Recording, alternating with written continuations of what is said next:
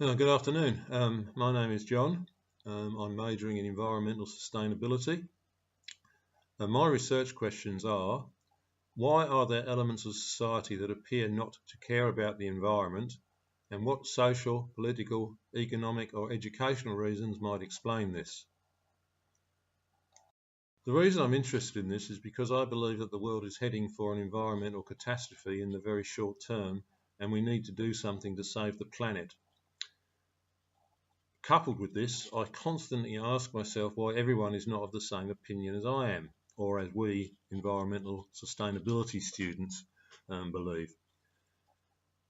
This sounds like being very bigoted, doesn't it? But I think we all go through stages where, when we have very strong feelings about an issue, we ask ourselves why everybody else is not of the same opinion.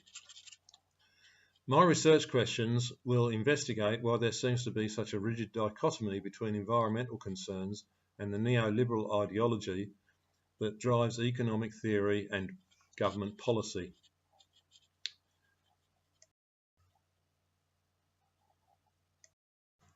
In my research, I will review why, in my opinion, we do not seem to have made much progress since Brundtland in 1987, which is 31 years ago. And although we've had periods of time when the environment becomes of a major concern and there's creation of national parks, we then seem to go back to Reaganism and Thatcherism, where the economists drive everything, and we go backwards. Brundtland compromised on development and sustainability, but didn't actually make any specific references on how to save the environment, and that seems to be a problem that we've got now.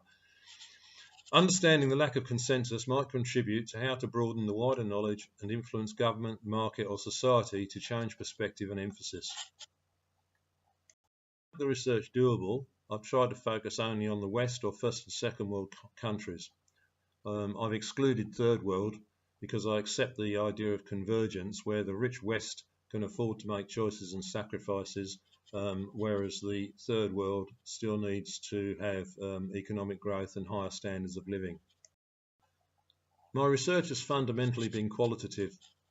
Whilst there's much written about environment and ecological decay, and there's equally just as much about the benefits to society obtainable from economic growth, there is less research into why the two disciplines exist with such mutual exclusivity. Any debate on long-term environmental solutions seems to be hijacked by neoliberal thinking that we need economic growth with its assumed top-down benefits to all society. Governmental policies focus on neoliberal ideology of economic growth with infinite economic growth, which ignores the fact that we do not have infinite resources. So what can we do about this? The problem has recently been discussed by Roma and Nordhaus, two Nobel-winning economists, and they've pointed out that current economic modelling is not including environmental factors and in particular climate change. Conversely, research into our environmental decline seems to focus on sustainability being able to coexist with neoliberal ideology, but lacks forthright statements that economic growth needs and can be curtailed in the West. Economic growth needs to be based on endogenous theories and models. Historically, over 40 years, environmental concern has ebbed and flowed, but there has been little sign of a paradigm shift in attitudes. The environment is given priority over economic growth. Only recently have academics mooted solutions that endorse compatibility between economic growth and environmental protection.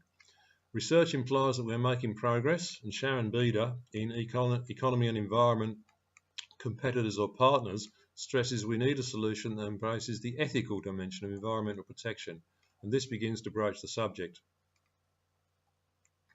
On a similar note, the Nobel Prize winners that I've already mentioned, Nordhaus and Roma, tackled the issue of how to control climate change from the viewpoint of a change in mindset. We need to accept that models of growth should be based on endogenous theories in which ethical and environmental theory becomes a driver of economic policy and ideology and is not independent of it. They believe that the term environmental economics is now recognised, with an approach based on underlying economic performance achieved by concentrating on research, development, innovation and skills, coupled with the use of state interventions that can currently protect the environment.